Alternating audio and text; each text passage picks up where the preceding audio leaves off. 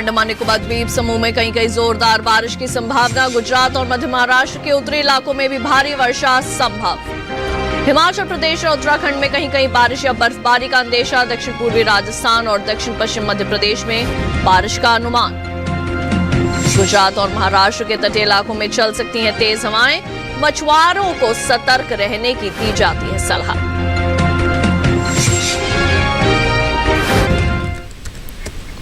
नमस्कार, आप देख रहे हैं दूरदर्शन किसान मौसम खबर में आप सभी का स्वागत है। मैं हूं आपके साथ ज्योत्सना टंडन। मौसम खबर में जानेंगे आगे आने वाले दिनों में कहां होगी बारिश, कैसी रहेगी तापमान की स्थिति और साथ ही किसानों के लिए कृषि सलाह भी। शुरुआत करते हैं आज की खास खबर के साथ। अंडमान निकोबार द्वीप समूह में कहीं कहीं जोरदार बारिश का अंदेशा। गुजरात में इक्का दुक्का जगह तेज बरसात के आसार। उत्तरी कोंकण में कहीं कहीं हो सकती है झमाझम बारिश। मध्य महाराष्ट्र के उत्तरी इलाकों में भी भारी वर्षा का अनुमान। सौराष्ट्र और कच्छ में कुछ स्थानों पर तेज बारिश की है संभावना। हिमाचल प्रदेश और उत्तराखंड में कहीं कहीं बारिश या बर्फबारी का है अंदेशा। दक्षिण पूर्वी राजस्थान और दक्षिण पश्चिम मध्य प्रदेश में बारिश संभव। पूर्वी राजस्थान और पश्चिमी मध्य प्रदेश में इक्का दुक्का जगह बिजली चमकने की भी है संभावना। अंडमान और निकोबार द्वीप समूह में बिजली की चमक के साथ चल सकती हैं तेज हवाएं। अंडमान निकोबार द्वीप समूह में कहीं कहीं जोरदार बारिश का भी है अंदेशा। और अब आइए डालते हैं नजर बारिश के अनुमान पर और जानते हैं कि अगले 2 दिन कहां होगी बरसात और कहां रहेगा मौसम साफ।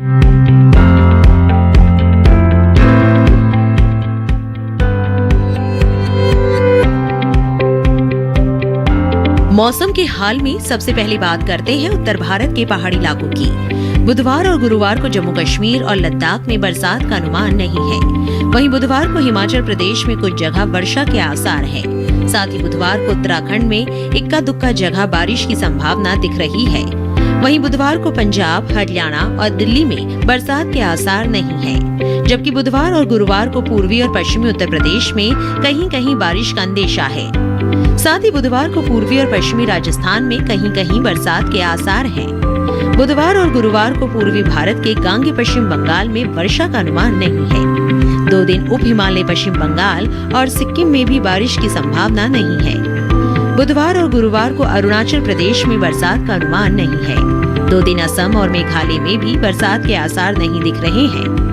बुधवार और गुरुवार को नागालैंड, मणिपुर, मिजोरम और त्रिपुरा में बारिश की संभावना नहीं है। वहीं अगले 2 दिन बिहार और झारखंड में बारिश की उम्मीद नहीं है। साथ ही बुधवार को ओडिशा में भी बारिश की संभावना नहीं दिख रही है। अगर मध्य भारत की बात करें तो बुधवार और गुरुवार को पश्चिमी मध्य प्रदेश में कुछ जगह बारिश की संभावना है। वहीं बुधवार को पूर्वी मध्य प्रदेश में बरसात के आसार नहीं है। अगले 2 दिन छत्तीसगढ़ में भी बरसात का अनुमान नहीं है। बुधवार को मध्य महाराष्ट्र के ज्यादातर इलाकों में बारिश की संभावना है। साथ ही बुधवार को कोंकण गोवा में भी अनेक जगह बारिश की उम्मीद है। बुधवार को गुजरात के अधिकतर हिस्सों में बरसात के आसार है। दक्षिण भारत की बात करें तो बुधवार और गुरुवार को तटीय आंध्र प्रदेश में कहीं कहीं बरसात का अनुमान है। बुधवार को तमिलनाडु और पुडुचेरी के कुछ इलाकों में वर्षा का अनुमान है।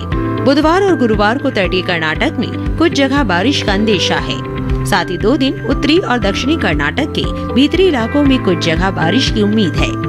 बुधवार और गुरुवार को केरल के अनेक हिस्सों में बरसात की संभावना बनी हुई है। वहीं 2 दिन अंडमान और निकोबार द्वीप समूह के अधिकतर हिस्सों में बादल बरस सकते हैं।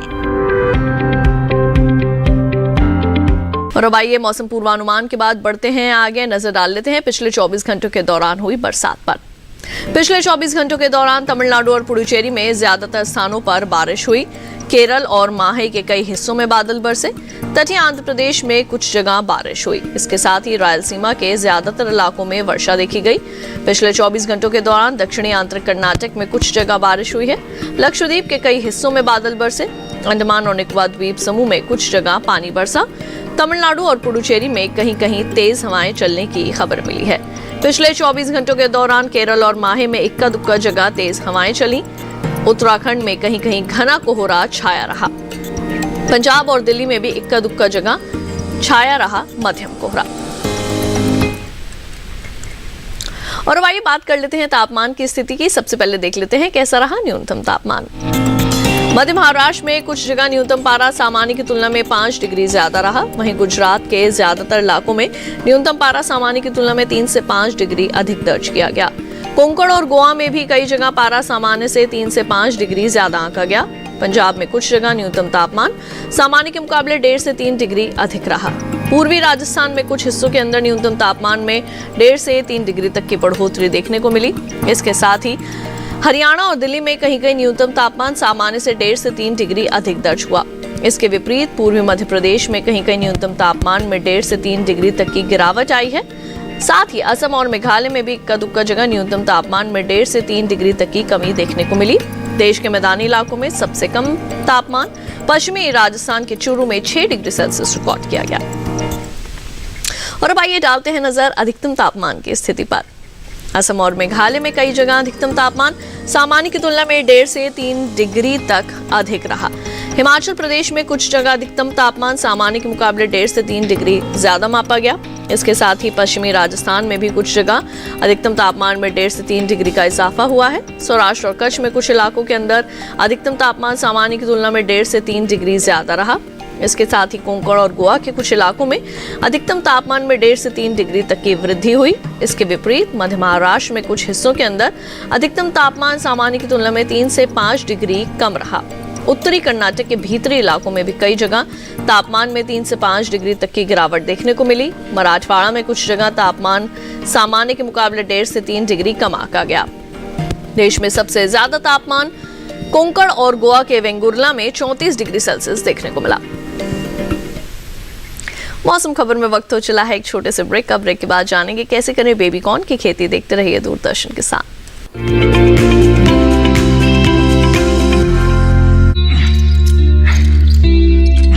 Got it.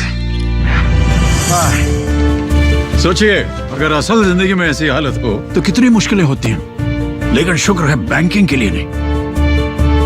अगर आपकी उम्र 70 साल से अधिक हो या आप दिव्यांग हो तो बैंक आपको कुछ जरूरी बैंकिंग सुविधाएं घर बैठे बैठे दे सकता है। आरबीआई कहता है जानकार बनिए, सतर्क रहिए।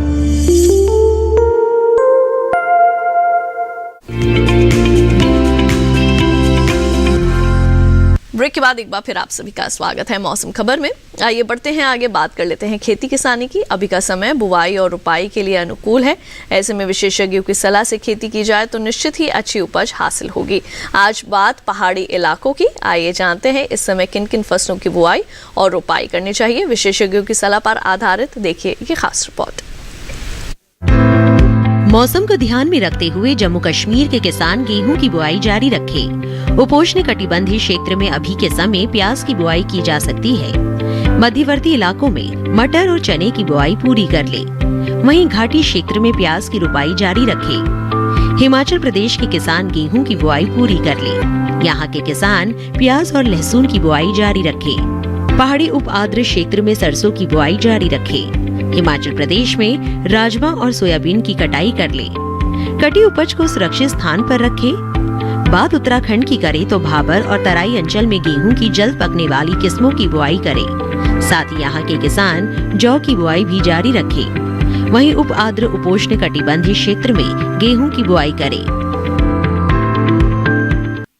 अब आइए बढ़ते हैं आगे, बात करते हैं आज की फसल की। मक्का की गिनती तेजी से लोकप्रिय हो चुकी फसलों में है। इसी का एक रूप बेबी कॉर्न यानी शिशु मक्का भी है। एक तो बेबी कॉर्न की फसल साल भर ली जा सकती है, दूसरे इससे आमदनी भी अधिक होती है। इसके अलावा पशुओं के लिए बढ़िया हरा चारा उपलब्ध रहता है।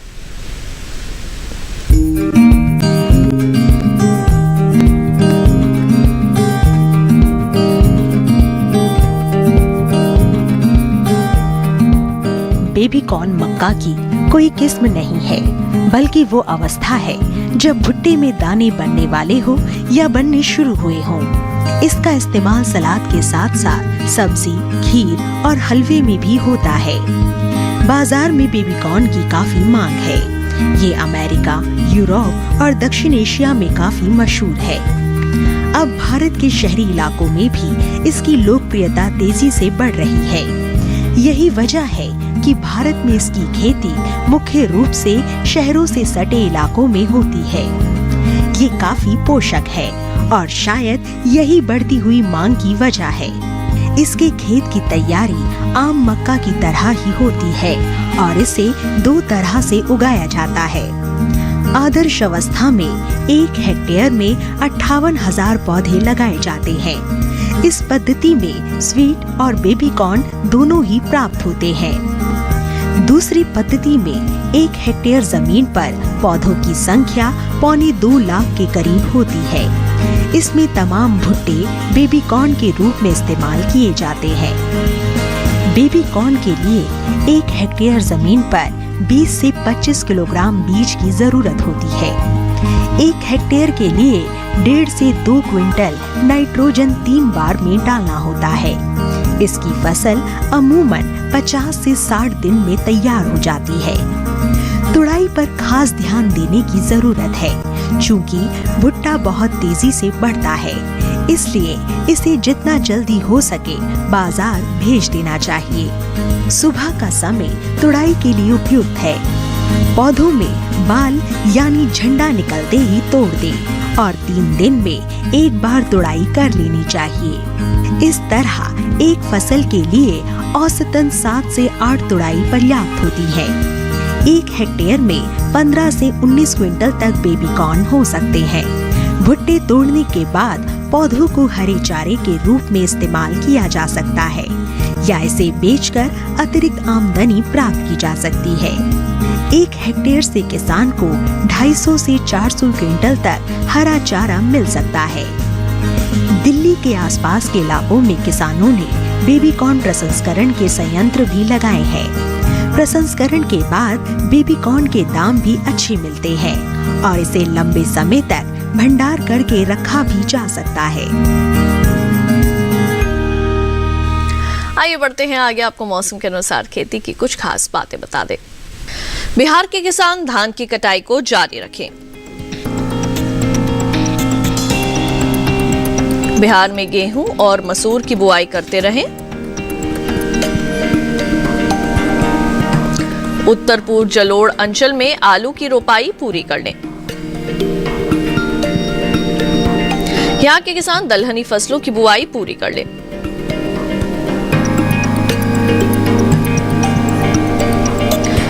उत्तर पश्चिम जलोढ़ मैदानी क्षेत्र में रबी मक्का की बुआई को जारी रख सकते हैं किसान। दक्षिण बिहार जलोढ़ अंचल में मसूर और चने की बुआई करें।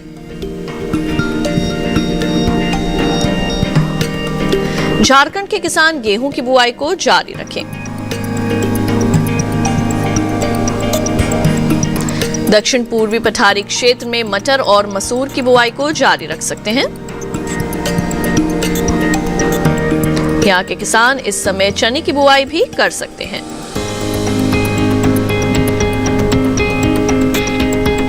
मध्य और उत्तर पूर्वी पठारी क्षेत्र में परिपक्व धान की कटाई कर लें। मौसम खबर में वक्त हो चला है एक और छोटे से ब्रेक का। आगे डालेंगे नजर खेती और मौसम से जुड़ी कुछ और खास खबरों पर। आप देखते रहिए दूरदर्शन के साथ।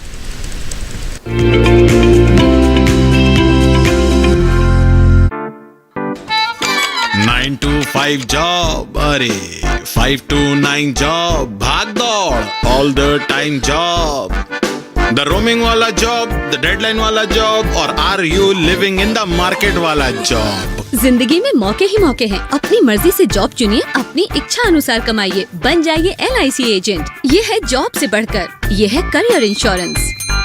अपना बॉस खुद बनिए, बन जाइए LIC एजेंट। अब लाइफ सेट है। ब्रेक के बाद एक बार फिर आप सभी का स्वागत है दूरदर्शन किसान के मौसम खबर में। आइए बढ़ते हैं आगे, आपको मौसम के लिहाज से खेती की कुछ और विशेष बातें बता दें।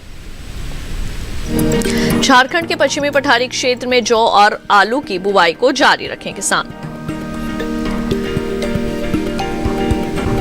यहाँ के किसान प्याज की रोपाई को भी जारी रखें।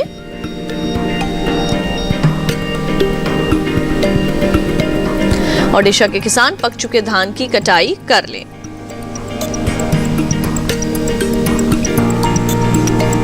यहाँ के किसान कपास की चुनाई को जारी रखें। पूर्वी घाट उच्च भूमि क्षेत्र में पत्ता गोभी और फूल गोभी की रोपाई करे किसान।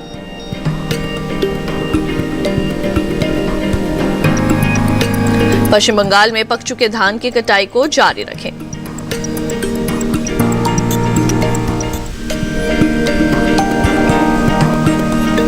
उप हिमालय पश्चिम बंगाल के किसान गेहूं और सरसों की बुआई पूरी कर लें।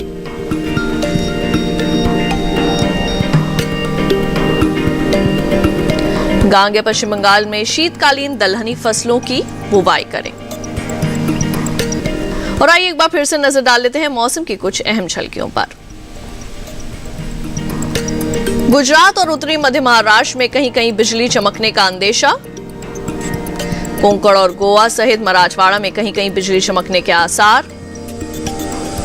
तमिलनाडु में इक्का दुक्का जगह बिजली चमकने की संभावना। केरल और माहे के कुछ हिस्सों में बिजली चमकने का है अनुमान। दक्षिणी अंडमान सागर में चल सकती हैं तेज हवाएं। गुजरात और महाराष्ट्र के तटीय इलाकों में भी तेज हवाएं चलने का अंदेशा। मौसम विभाग द्वारा मछुआरों को सतर्क रहने की दी जाती है सलाह। और अब चलते चलते एक नजर अगले 4 दिनों के लिए 9 शहरों के तापमान पर।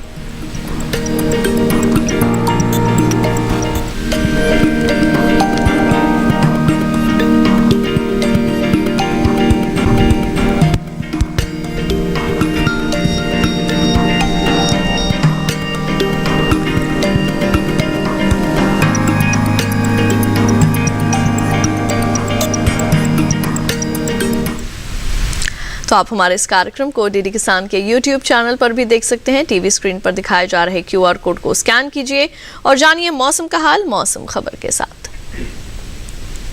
तो आज के लिए बुलेटिन में बस इतना ही। उम्मीद है मौसम खबर से आप सभी को मदद मिल रही होगी। मौसम का ताज़ा हाल और कृषि सलाह लेकर फिर होंगे हाजिर। देखते रहिए दूरदर्शन किसान और मुझे दीजिए इजाजत। नमस्कार।